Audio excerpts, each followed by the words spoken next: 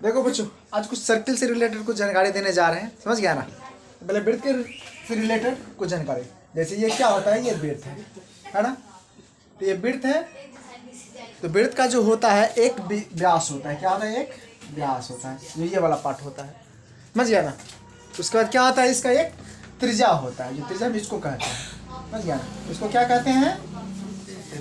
त्रिज्या, जिसको हम आर से डिनोटेड करते हैं। और ये टोटल जो हो जाएगा उसको क्या कहते हैं हम लोग? व्यास, जिसको डी से डिनोटेड करते हैं, समझ गया ना। इसका कुछ फॉर्मूला होता है। फॉर्मूला क्या होता है? जैसे वृत्त का क्षेत्रफल का क्या फॉर्मूला होता है?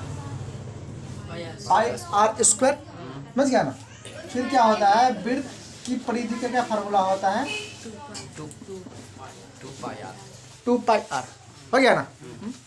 अब यहाँ पे आता है कुछ, हम क्या अब बता देते हैं, अर्धवृत्त, समझ गया ना। अब ये तो वृत्त हो गया। अब फिर दूसरा क्या होता है? अर्धवृत्त। अर्धवृत्त क्या होता है? ये वृत्त का आधा पार्ट। वृत्त का क्या? आधा पार्ट। वृत्त का क्या? आधा। चलो मान लो, फिगर नहीं सही से बनता।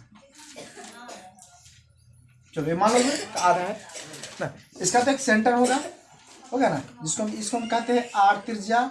इतना भी इसको हम त्रिज्या भी कहेंगे। और ये टोटल क्या हो जाएगा? व्यास, यानी डी, समझ गया ना। तो इसका भी कुछ फार्मूला जो होता है, क्या होता है फार्मूला?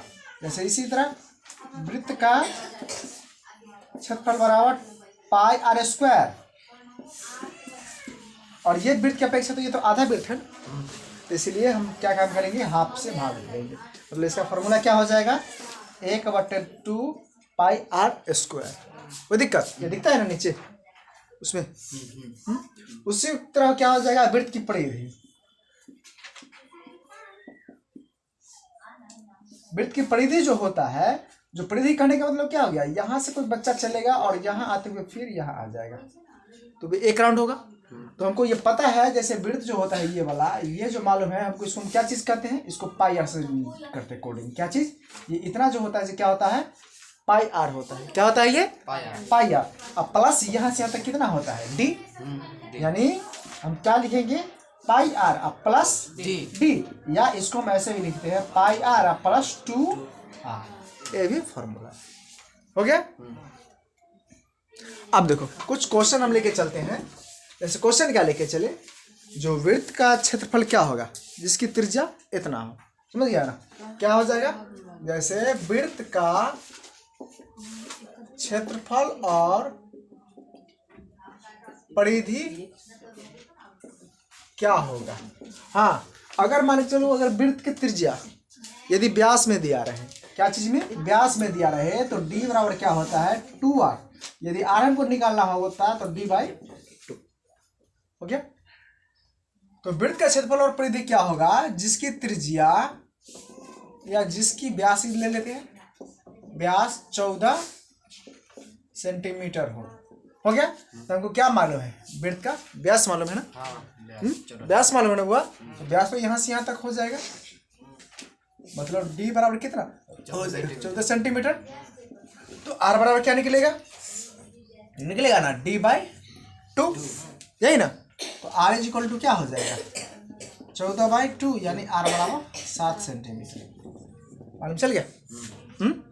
अब हम क्या काम करेंगे, मालूम क्या निकालना है हमको? क्षेत्रफल। तो इसीलिए वृत्त का क्षेत्रफल बराबर पाई आर स्क्वायर। पाई के लिए 22/7, आर के लिए कितना था? 7 सेंटीमीटर का स्क्वायर। अब क्या हो जाएगा? 22/7। इसको चलो इधर देख लेते हैं। 22/7 और 7 सेंटीमीटर गुने 7 सेंटीमीटर, 7 से 7 कैंसिल आउट। ये क्या हो जाएगा? 22 गुने 7 सेंटीमीटर स्क्वायर, यानी 154, यही ना, सेंटीमीटर स्क्वायर आंसर हो गया ना। अब इसका परिधि कैसे निकलेगा? फिर पुनः कैसे निकलेगा? वृत्त की परिधि क्या हो जाएगा? पुनः वृत्त की परिधि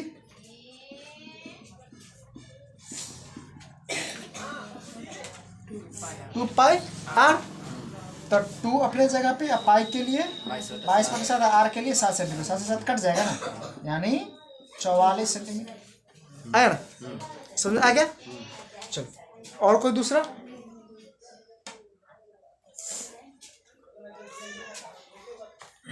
चलो इसको मिटा दें।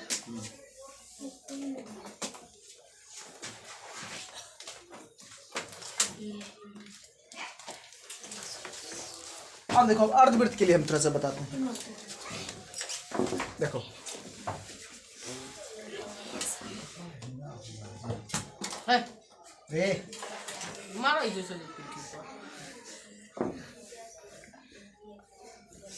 अब देखो थोड़ा सा अर्धवृत्त से लेके चलते हैं। किसी अर्धवृत्त का त्रिज्या, चलो हम ले लेते हैं, 14 सेंटीमीटर हो तो क्षेत्रफल और परिधि क्या होगा? नहीं ना? तो हमको क्या मालूम है? अर्धवृत्त मालूम है ना? तो पहले हम अर्धवृत्त बना लेंगे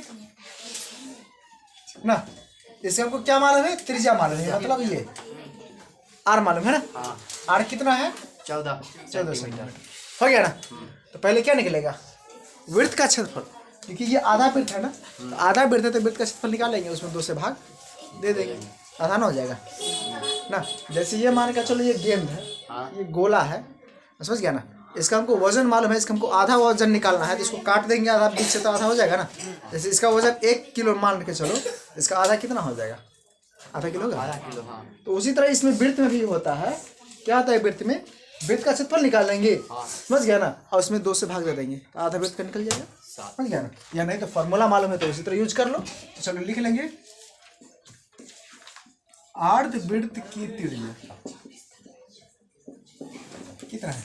14 सेंटीमीटर। इसीलिए अर्धवृत्त का क्षेत्रफल बराबर 1/2 पाई आर स्क्वायर। हो गया ना? तो क्या हो जाएगा? 1/2 पाई के लिए 22/7, आर के लिए कितना है? 14 सेंटीमीटर का 14 सेंटीमीटर। अब ई से कट जाएगा और ई 2 से 2 कट जाएगा, यानी कितना आ जाएगा? 22 सेंटीमीटर। तो सॉरी पाई आर स्क्वायर होगा ना। तो 14 × 14 हो जाएगा ना। देखिए हाँ, थोड़ा सा गड़बड़ा गया, तुम लोग ध्यान में नहीं ना देता है। 1/2 22/7 गुने आर का मान कितना था? 14 सेंटीमीटर का स्क्वायर ना। तो ये अब होगा 1/2 22/7 14 सेंटीमीटर गुने 14 सेंटीमीटर। अब इसको कटेगा, कट जाएगा ना। अब क्या बच जाएगा? 22 गुने 14 सेंटीमीटर, जो गुना करके जो आएगा वैल्यू वो 308। चाहे जो भी हो गया ना। फिर क्या निकाला हमको? अर्धवृत्त की परिधि ना। तो इसीलिए क्या काम करेंगे? अर्धवृत्त की परिधि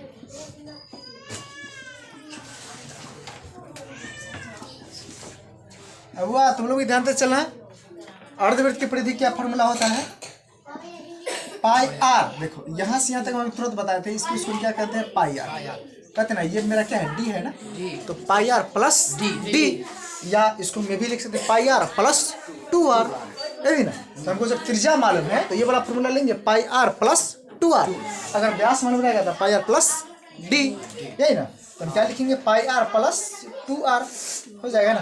तो पाई के लिए हुआ 22/7, आर के लिए 14 और प्लस 2 गुने 14, ये से कट जाएगा 2 बार में, मतलब 44 जोड़ 14, जो जोड़ के आएगा वैल्यू वो मेरा आंसर होगा। कोई दिक्कत? इसको नोट करना है, ये समझ में आ रहा है ना। चलो थोड़ा सा आगे बताते हैं ना।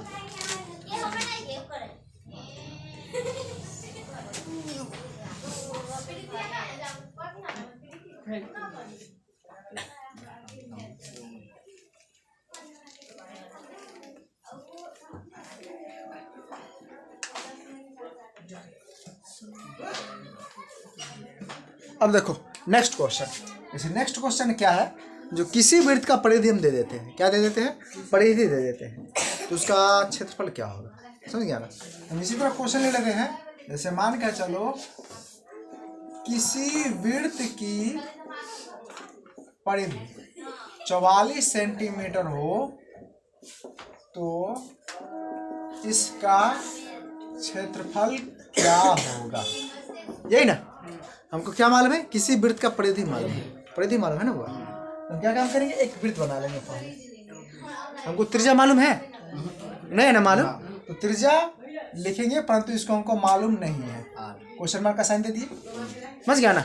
हमको परिधि मालूम है। क्या मालूम है?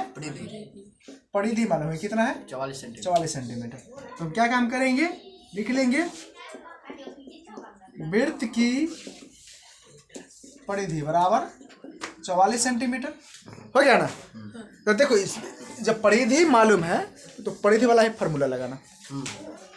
यदि क्षेत्रफल मालूम रहेगा और त्रिज्या मालूम नहीं रहे तो क्षेत्रफल वाला ही फॉर्मूला लगाना। तो इसमें परिधि हमको मालूम है ना, तो इसीलिए परिधि वाला फॉर्मूला लगा देंगे। समझ गया ना? तो क्या लिखेंगे, इसीलिए वृत्त की परिधि बराबर 2 पाई r।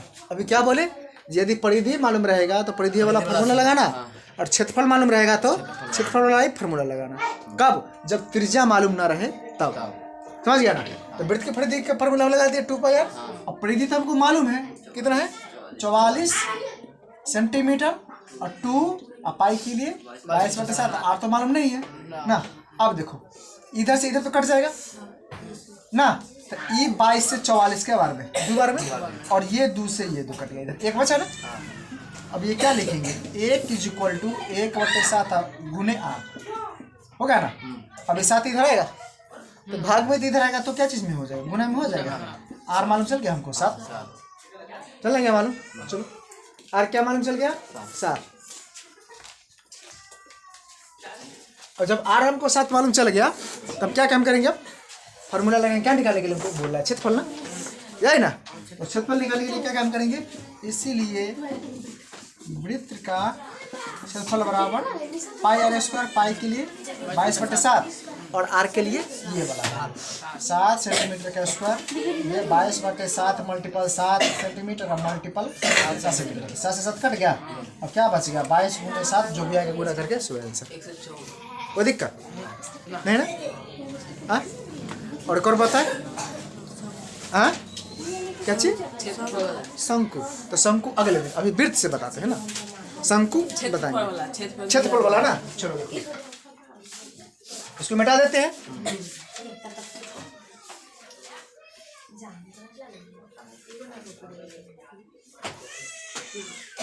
चलो इसी को हम बता देते हैं ना, किसी वृत्त का क्षेत्रफल कर देते हैं। क्षेत्रफल क्या कर देते हैं, 64 पाई कर देते हैं। 64 पाई हो तो परिधि क्या होगा, परिधि क्या होगी, यही ना। हमको क्या मालूम है इसका पूरा, क्षेत्रफल मालूम है ना, त्रिज्या मालूम है नहीं है ना। तो त्रिज्या मीनिंगलेस है, त्रिज्या बराबर क्वेश्चन मार्क का साइन दे दिए। इसका हमको क्षेत्रफल मालूम है, क्या है, 64 पाई, यही ना। तब इसको क्या काम करेंगे, हल। वृत्त का क्षेत्रफल बराबर क्या है, 64 पाई, है ना। तभी तुरंत हम तुम लोग बताए हैं, यदि क्षेत्रफल मालूम रहे तो क्षेत्रफल वाला फॉर्मूला लगाना। कब, जब त्रिज्या मालूम ना रहे तब। अगर परिधि मालूम रहेगा तो क्या चीज का फॉर्मूला लगाना, परिधि वाला फॉर्मूला लगाना। कोई दिक्कत, तुमको क्षेत्रफल मालूम है तो क्या लगेगा, क्षेत्रफल वाला फॉर्मूला लगेगा ना। तो इसीलिए वृत्त का क्षेत्रफल बराबर पाई r² होता है। तो क्षेत्रफल की जगह पे वैल्यू रख लेंगे 64 पाई अब बराबर पाई r²। पाई से पाई खलास ना। अब क्या हो जाएगा, 64 = r²। अब पावर इधर से इधर आएगा तो वर्ग रूट में कर देगा r। अब 64 का गुणनखंड होगा तो क्या हो जाएगा, 2 × 2 या 8 × 8 ना, होगा ना। इसको 8 × 8 बराबर r, यानी एक बार हो जाएगा ना, हो गया। तो त्रिज्या मालूम चल गया। अब जब त्रिज्या मालूम चल गया तो परिधि ना निकालेंगे। तो इसीलिए वृत्त की परिधि बराबर 2 पाई r, 2 × 22/7 गुने r के मान कितना था, 8। अब इसको गुना कर दो, जो आएगा सो आंसर होगा। नहीं कटेगा तो गुना कर देना, कोई दिक्कत। चलो आज तक कितना है, अगले दिन शंकु बता देंगे। हाँ।